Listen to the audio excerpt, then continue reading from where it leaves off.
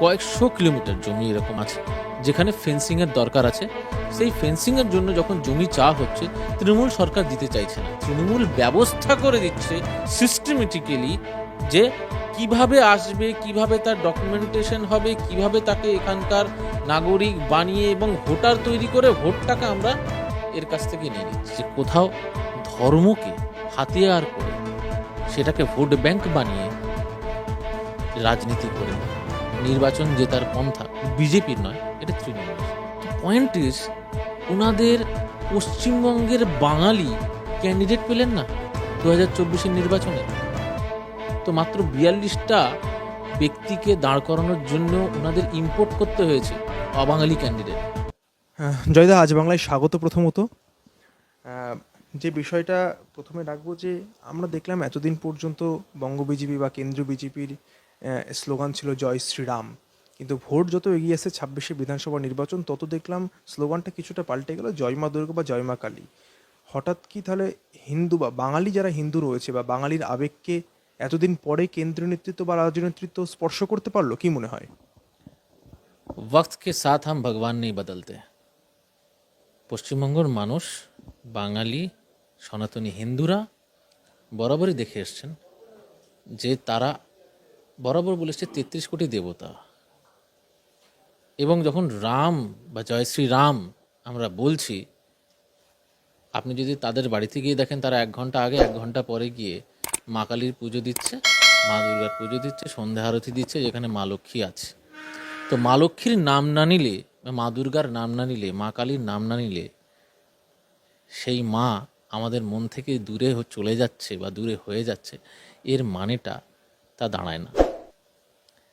ভগবান নিয়ে রাজনীতি পশ্চিমবঙ্গে মমতা বন্দ্যোপাধ্যায় শুরু করেছে, কারণ ওনাকে এখন হিন্দু যে ভোট, সেই ভোট এনক্যাশ করার যে প্রয়োজনীয়তা চলে এসছে, তার জন্য উনি এখন ভাবছেন যে কোথাও যদি আমি হিন্দু ভোটটাকে এনক্যাশ করতে পারি। এখন ধাম নামে মন্দির তৈরি করা শুরু করেছে। এই কালচার তো পশ্চিমবঙ্গে ছিল না, উনি ট্রেডিশন নিয়ে এসছেন। তাই একটাই কথা বলবো, পশ্চিমবঙ্গে এটা বিজেপির কালচার নয় যে কোথাও ধর্মকে হাতিয়ার করে সেটাকে ভোট ব্যাংক বানিয়ে রাজনীতি করে নির্বাচন জেতার পন্থা বিজেপির নয়, এটা তৃণমূলের। পাল্টা দাদা তৃণমূল থেকে আবার বক্তব্য আসছে মোদিজির বাংলা থেকে সভা করার পরে। তারা বলছেন যে তারা এতদিন পরে বাঙালির আবেগ ধরতে পেরেছে, কিন্তু তৃণমূল নেতৃত্ব মমতা বন্দ্যোপাধ্যায় বহুদিন আগেই কালীঘাটে স্কাইওয়াক, দক্ষিণেশ্বরে অনেক রকম হিন্দুদের জন্য মন্দির করেছে। বাঙালি আবেগ এইভাবে ধরা যায় না। বিজেপি ব্যর্থ হবে, আগেরবারও হয়েছে, এবারও ব্যর্থ হবে। তৃণমূলের কটাক্ষ করছে আপনাদেরকে। বাঙালির সব থেকে বড় উৎসব বা পুজো দুর্গাপুজো। এই পশ্চিমবঙ্গে যে বাঙালিদের দুর্গাপুজোর বিসর্জনের জন্য কোর্টে যেতে হয়, সেই তৃণমূল নেতা বা তৃণমূল নেত্রীদের মুখ থেকে এই ভাষা মানায় না, এবং তাদের কাছ থেকে আমরা জ্ঞান শুনব না। তারা এই বিভাজন শুরু করেছে, বাঙালিদের ব্রাত্য করেছে পশ্চিমবঙ্গে। আজকে যে বাঙালিরা বিভিন্ন জায়গায় যাচ্ছেন অন্য প্রদেশে, সেখানে চিকিৎসা করার জন্য যে আয়ুষ্মান কার্ড তাদের হাতে যদি থাকতো, তারা আজকে সেই স্বাস্থ্যের সুবিধাটা পেত। উনি ব্রাত্য করেননি মানুষকে, বাঙালিকে, তারাও তো বাঙালি। পশ্চিমবঙ্গে আজকে যদি কর্মসংস্থানের ব্যবস্থা থাকতো, তাহলে পশ্চিমবঙ্গের বাঙালি ছেলেরা অন্য প্রদেশে যেতে হতো না চাকরির খোঁজে, মা বাবার থেকে দূরে থাকতে হতো না। উনি বাংলাকে ব্রাত্য করেননি, বাঙালিকে ব্রাত্য করেননি। এরাও তো এই বাংলার এরাও তো এই বাংলার ছেলে, ছাত্র, কৃতি ছাত্র, কিন্তু চাকরি নেই, কিন্তু চলে যেতে হচ্ছে মা বাবার থেকে দূরে। তো উনি পদে পদে বাঙালিদের অপমান করেছেন, বাঙালিদের ব্রাত্য করেছেন। আপনি বলুন তো, বলে এত বড় দল, যাই হোক ন্যাশনাল পার্টি বলে, ইন্টারন্যাশনালও হতে পারে, গেঞ্জির বুক পকেট। তো পয়েন্ট ইজ, ওনাদের পশ্চিমবঙ্গের বাঙালি ক্যান্ডিডেট পেলেন না 2024 নির্বাচনে। তো মাত্র 42টা ব্যক্তিকে দাঁড় করানোর জন্য ওনাদের ইম্পোর্ট করতে হয়েছে অবাঙালি ক্যান্ডিডেট। তখন উনি ভুলে যান।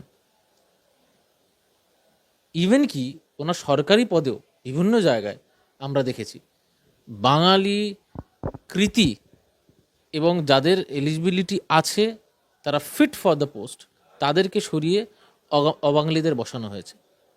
শুধুমাত্র যে ব্যক্তি তার তাবেদারি করবে সেই ব্যক্তিকে বসানোর জন্য। বাঙালিকে অপমান করেননি তো? পদে পদে মুখ্যমন্ত্রী বাঙালিকে অপমান করেছেন এবং বাঙালিকে ব্রাত্য করেছেন বিভিন্ন সুবিধা থেকে, সেটা সরকারি হোক বা স্বাস্থ্য হোক বা শিক্ষা হোক, প্রত্যেক জায়গায়।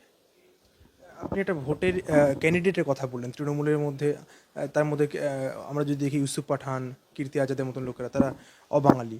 কারণটা কি? মানে সেই ভোট ব্যাংকের রাজনীতি কি? উনি ভোট ব্যাংকের রাজনীতি ছাড়া আর কোনো রাজনীতি জানেন না। ওনার যখন ভোটের বিষয়ে আসবে, ওনার যখন গদির বিষয়ে আসবে, ওনার যখন জানেন যে উনি পাওয়ারে না থাকলে এই তোলাবাজি, এই চুরি ওনার চলবে না, উনি করতে পারবে না, ওনার নেতারা করতে পারবে না। স্বাভাবিকভাবে সব থেকে প্রায়োরিটি ওনার কাছে হয়ে যায় যে সরকারে থাকা, कैसे भी करके सत्ता में रहना है। আপনি শুধু একবার ভেবে দেখুন, ওনার নেতারা, বিধায়করা বলছে 70%কে কেটে ভাগীরথীতে ভাসিয়ে দেব। উনি কি অ্যাকশন নিয়েছেন? আপনি বলছেন ধর্ম নিয়ে নাকি বিজেপি রাজনীতি করে। যে নেতা বা যে মুখ্যমন্ত্রী আজকে বলতে পারে হিন্দু ধর্ম গন্দা ধর্ম, বলতে পারেন একজন মুখ্যমন্ত্রী এই কথা? সাধারণ মানুষ দেখছে। পশ্চিমবঙ্গের মানুষ এবারে এর উত্তর ইভিএম এর বোতাম চেপে দেবে 2026-এ। এটা শুধু সময়ের অপেক্ষা। তো তৃণমূল বলছে 50টা বেশি আসন পাবে না। অভিষেক বন্দ্যোপাধ্যায় বলতে শুনেছিলাম, তিনি বলেছিলেন 50টা বেশি আসন পাবে না। এবারও তো একই কথা বলছেন। ও বিজেপি দিবা স্বপ্ন দেখছে, প্রধানমন্ত্রী আসুক আর যেই আসুক না কেন 50টার বেশি আসন বিজেপি এই রাজ্যে পাবে না আগামী বিধানসভা নির্বাচনে। 2016 সালের নির্বাচনে 3টে সিট, তারপর সেইখান থেকে 2021-এ 77। যদি পশ্চিমবঙ্গের বুকেই এই বিজেপি 3 থেকে 77 হতে পারে, তাহলে 77 থেকে 177 হওয়াটা শুধুমাত্র এটা শুধু সময়ের অপেক্ষা। নির্বাচনী ক্যালকুলেশন বলুন বা অন্য যে কোনো রাজনৈতিক কৌশল বলুন, আমরা ক্লিয়ারলি দেখতে পাচ্ছি 170 থেকে 180টা ন্যূনতম সিট নিয়ে ভারতীয় জনতা পার্টি সরকার গঠন করবে এবং উইদাউট এনি কম্প্রোমাইজ। এই নির্বাচনে কি অন্যতম ইস্যু হতে চলেছে যে হিন্দুত্বের অস্ত্র? আপনি মনে করছেন এটা? মানে যে আমি উভয় পক্ষের কথা বলছি, শাসক বিরোধী উভয় পক্ষ কি হিন্দুত্বের অস্ত্রে কি শান দিতে চলেছে? মানে আপনার ব্যক্তিগত স্তরে কি মনে হয়? দেখুন, একটা বিষয় স্পষ্ট, যেখানে পশ্চিমবঙ্গে হিন্দুদের উপরে অত্যাচার এইরকম যে পর্যায়ে চলে গেছে, সেটা শুধুমাত্র বিজেপি করছে বলে নয়। আজকে বাবা ছেলেকে কুপিয়ে দিল, সে বিজেপি করতো না, সে অন্য একটা দল করতো, কিন্তু তাদের কুপিয়ে দিল কেন? তারা হিন্দু। প্রশ্নটা এখানে। আপনি ধর্মের রাজনীতির কথা বলছেন, আমার বক্তব্য হচ্ছে যখন একজন মেয়র বলে এটা মিনি পাকিস্তান, একজন মুখ্যমন্ত্রী বলছে হিন্দু ধর্ম গন্না ধর্ম, তার বিধায়ক বলছে 70% কেটে ভাগীরথীতে ভাসিয়ে দেব, তার মানে পশ্চিমবঙ্গের বুকে বাঙালি হিন্দুরা ব্রাত্য? পশ্চিমবঙ্গের বুকে বাঙালি হিন্দুরা বারবার শুধু রক্ত খইবে, রক্ত ঝরবে তাদের? এটা হতে পারে? একমাত্র পার্টি ভারতীয় জনতা পার্টি, যারা এই সনাতনী হিন্দুরা যারা অত্যাচারিত দিনের পর দিন, তাদের জন্য দাঁড়িয়েছে এবং দাঁড়াবে। এবং তাই জন্য আমরা বলছি, এই পশ্চিমবঙ্গে যদি সনাতনী হিন্দুদের বাঁচাতে হয়, একমাত্র রাস্তা হচ্ছে এই সরকারের পতন, এই মুখ্যমন্ত্রীকে এর গদি থেকে উৎখাত করে দেওয়া, আর কোনো উপায় নেই। যার জন্যই বলছি 2026-এ এটা যদি করতে পারে, একমাত্র পার্টি করবে সেটা হচ্ছে ভারতীয় জনতা পার্টি। ওই জন্য বলছি ভোট দিন, নাহলে বলতাম না, আমরা ভোট চাইতাম না এভাবে। কারণ 3 থেকে 77 যে পার্টি হয়েছে, 77 থেকে 177 হওয়া একদমই কঠিন বিষয় নয়। আমরা দেখতে পাচ্ছি চোখের সামনে, সেটা মানুষ বলছে। দিনের পর দিন যেভাবে মানুষের উচ্ছ্বাস বাড়ছে, মানুষ সামনে এসে আমাদেরকে বলছে যে আপনারা শুধু মাঠে নামুন, আমরা আপনাদের পিছনে আছি, 2026-এ আপনারা সরকার গঠন করবেন। কথা বললেন যে মাঠে নামুন। মাঠে নামার জন্য যে পর্যাপ্ত কর্মী বা কর্মীদের যে উদ্দীপনা, সেটা কি এখনো পর্যন্ত তৈরি হয়েছে বঙ্গ বিজেপিতে? মানে গ্রাসরুট লেভেলের সংগঠন কি এখনো পর্যন্ত মজবুত? এই তৃণমূলের মতন দলকে শাসকের আসনে যারা বসে আছে, তাদেরকে বুথে বুথে একেবারে টাফ ফাইট দিতে কি পারবে, কি মনে হয়? দেখুন, ভারতীয় জনতা পার্টি পুরো সিস্টেমটা বা সংগঠনটার সঙ্গে কোনোভাবে আপনি তৃণমূলের সংগঠনের কম্পেয়ার করতে পারবেন না। তৃণমূলের বুথ সভাপতি থেকে শুরু করে বুথের মেম্বাররা তারা তোলাবাজি করে কয়েকজন কোটি টাকার মালিক, ভারতীয় জনতা পার্টির নয়। আমাদের সংগঠন পর্ব শেষ হয়েছে, সংগঠন পর্বের পরে সমস্ত বুথ থেকে তার তথ্য আসছে এবং যে তথ্য এসে গেছে তাতে একদম পর্যাপ্ত আমাদের যে সংগঠনের শক্তি দরকার সেই শক্তি আমরা দেখে নিয়েছি, আমাদের আছে। প্রত্যেক বুথে বুথে না হলেও আমি বলছি যে 80,000 যদি বুথ হয়, 100% বুথ আমরা কাভার করব। আমরা কোনোদিন দাবি করিনি, আজও করছি না। কিন্তু ভারতীয় জনতা পার্টি সরকার আসার জন্য যে সংগঠনের প্রয়োজন আছে সেই সাংগঠনিক দক্ষতা এবং সেই সাংগঠনিক শক্তি আমাদের আছে, অ্যাবসলিউটলি প্রুভড। পোস্টপল ভায়োলেন্স আপনি কথা সম্ভবত উল্লেখ করলেন, কিন্তু এর আগেও 21-এর ভোটের পরে পোস্টপল ভায়োলেন্স নিয়ে নানান তোড়জোড় হয়েছে, সিবিআই তদন্ত হচ্ছে, এখনো পর্যন্ত সেরকম করে কিন্তু চোখে পড়লো না। মানে যারা দাগি তদন্তকারী সংস্থা খুব একটা কি মানে তাদের বিরুদ্ধে কত অ্যাকশন নিল বা কী করলো এখনও কিন্তু চোখে পড়লো না। কিন্তু সেই গান পয়েন্টে কিন্তু আপনারাই মানে আপনাদের কর্মীরাই কিন্তু রয়েছে, তারাই কিন্তু আবার ফলভোগ করতে হচ্ছে, আবারও একটা ভোট চলে আসলো। মানে আদৌ কি সমস্যার সমাধান কি পুরোপুরিভাবে সম্ভব? আপনাকে বলি, অনেকেই প্রশ্ন করে যারা এই কেন্দ্র থেকে আসেন, কমিটি যারা পোস্টপোল ভায়োলেন্সের এই তদন্তের সঙ্গে ছিলেন জড়িত, পরিষ্কারভাবে বলি যে এই কমিটি যে ইনফরমেশন দিয়েছে, যে তদন্ত হয়েছে, সেই ইনভেস্টিগেশনের বেস করে অলরেডি পোস্টপোল ভায়োলেন্সে যুক্ত এবং অভিযুক্ত ব্যক্তিরা তাদের কিন্তু সাজা ঘোষণা হয়ে গেছে। তার মানে যে সিবিআই এই তদন্ত করছিল, যে কমিটি এই তদন্ত করছিল, তাদের তদন্তটা সফল বলেই না আজকে কোর্ট আজকে রায় দিল, তার জন্যই না যারা দোষী শাস্তি পাচ্ছে।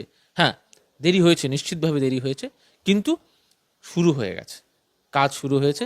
এবং 100% আমার এটা বিশ্বাস আছে যে এই তদন্ত আরও যত এগোবে, যারা যারা এর সঙ্গে যুক্ত ছিল তারা কিন্তু আবার জেলে যাবে, তারা যারা আজকে ঘুরে বেড়াচ্ছে। কয়েকদিন আগেই জানেন যে ভাই অভিজিতের বিষয়টা, হ্যাঁ, কাকুরগাছিতে কীভাবে তাকে মারা হয়েছিল, সেখানে কিন্তু মহামান্য আদালত যে থানার ওসি এবং থানার আধিকারিক মানে পুলিশ আধিকারিক যারা এর সঙ্গে যুক্ত ছিল তাদেরকেও জেল হেফাজতে নির্দেশ দিয়েছে। তার মানে কোর্ট আছে, আইন আছে, কেউ পার পাবে না, সে যত বড় হনু হোক না কেন। পুনরাবৃত্তি যদি আবার 26-এর পরে হয়, একই রকম ঘটনা যদি ঘটতে থাকে পোস্টপল ভায়োলেন্স, সেক্ষেত্রে কী করবেন? প্রিপোল, পোল, পোস্টপোল, এই তিনটে স্টেজের জন্য ভারতীয় জনতা পার্টি পুরোপুরি প্রিপেয়ার্ড। এবারে আর কোনো রকম রেয়াত করা হবে না। সাম দাম দণ্ডভেদ সমঝদারোं के लिए ইশারাই কাফি है। যে সুর চড়াচ্ছেন আপনারা, গতকাল মোদিজিও বললেন যে অনুপ্রবেশ অন্যতম বড় সমস্যা। অন্যদিকে ইসি অফিসে গিয়ে শুভেন্দু অধিকারী বিরোধী দলনেতা তিনি বলেছিলেন রোহিঙ্গা মুক্ত আমরা ভোটার লিস্ট চাই। কিন্তু তৃণমূল পাল্টা বলছে যে সীমান্ত সামলায় স্বরাষ্ট্র মন্ত্রক, এই দায় দিল্লিকে নিতে হবে, আমরা কেন নেব?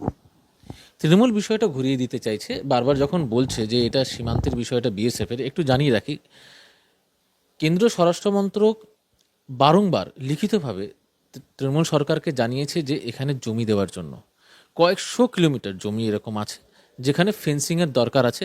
সেই ফেন্সিংয়ের জন্য যখন জমি চাওয়া হচ্ছে, তৃণমূল সরকার দিতে চাইছে না।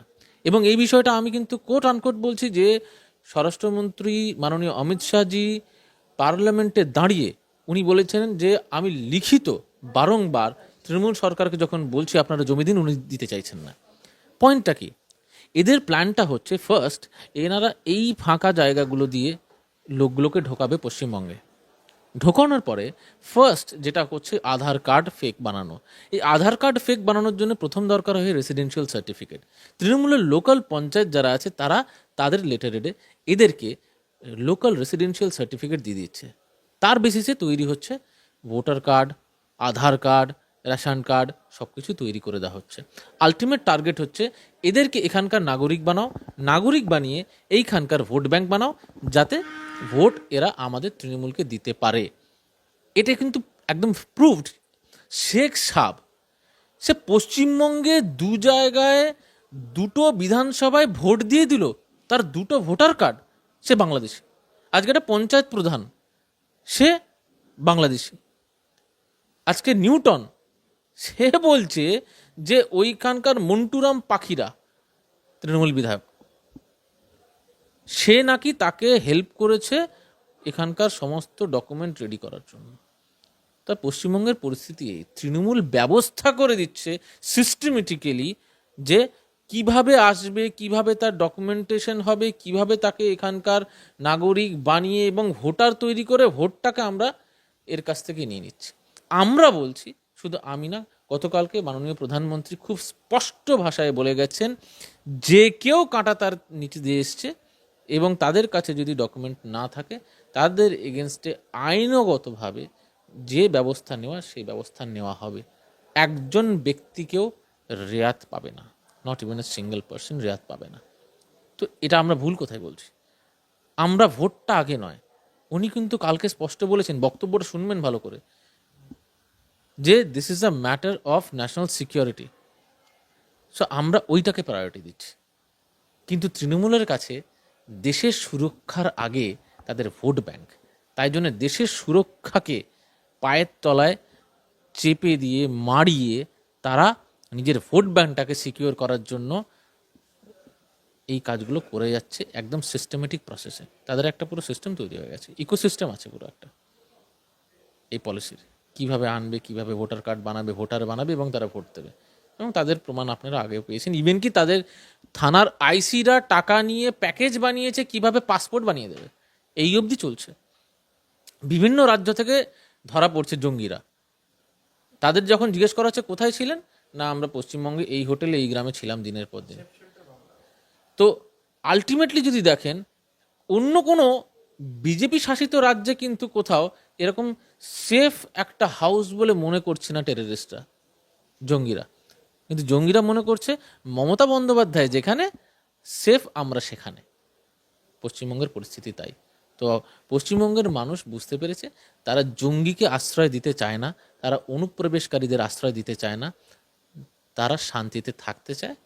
শিক্ষা দরকার, স্বাস্থ্য দরকার, পরিকাঠামো দরকার, আর তার একমাত্র উপায় এই সরকারকে উৎখাত করা, পশ্চিমবঙ্গে বিজেপি সরকার গঠন করা, এছাড়া আর কোনো উপায় নেই।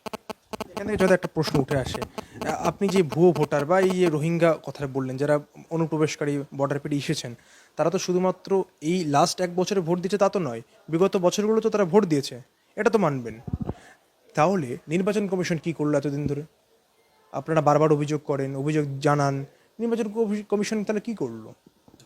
প্রথম কথা হচ্ছে নির্বাচন কমিশনের কাজ এটা নয় যে গ্রাউন্ডে গিয়ে সেখান থেকে ভোটার বাছাই করা, ভোটার বাছাই করে ছাঁটাই করা। নির্বাচন কমিশন প্রপার ফর্ম দিয়ে দিয়েছে, যেখানে আপনার মনে হচ্ছে আপনার পাড়ায় এই ব্যক্তি এখানকার নয় বা কেউ কোনো ভোটার মারা গেছে, তার জন্য একটা ফর্ম আছে, আপনি সেই ফর্মটা ভরে সেখানে ডিলিট করার অপশান আছে। কোনো ব্যক্তি নতুন সে ভোটার হবে, সে ভোটার অ্যাড করার অপশান আছে। পয়েন্ট হচ্ছে এইটার কিন্তু প্রশাসনের একটা দায়িত্ব আছে যে এই তালিকা তৈরি করে সেটা বিডিওর মাধ্যম দিয়ে, ডিএম এর মাধ্যম দিয়ে সেটাকে রাজ্যের কাছে পৌঁছানো। একটা খুব সিম্পল কথা বলি, আজকে যে কোনো শ্মশানে কে কখন মারা যাচ্ছে তার একটা ডেটাবেস তৈরি হচ্ছে। এই ডেটাটা যদি সরকারিভাবে সিইও বেঙ্গলের কাছে যায় এবং সেটা ইসিআর কাছে জমা দেয়, তাহলেই তো ক্লিয়ার হয়ে যাবে যে ওই পাড়ায় ওই গ্রামে কতজন ভোটার কবে মারা গেছে। কিন্তু এই তথ্যটা সাপ্রেস করা হচ্ছে কেন?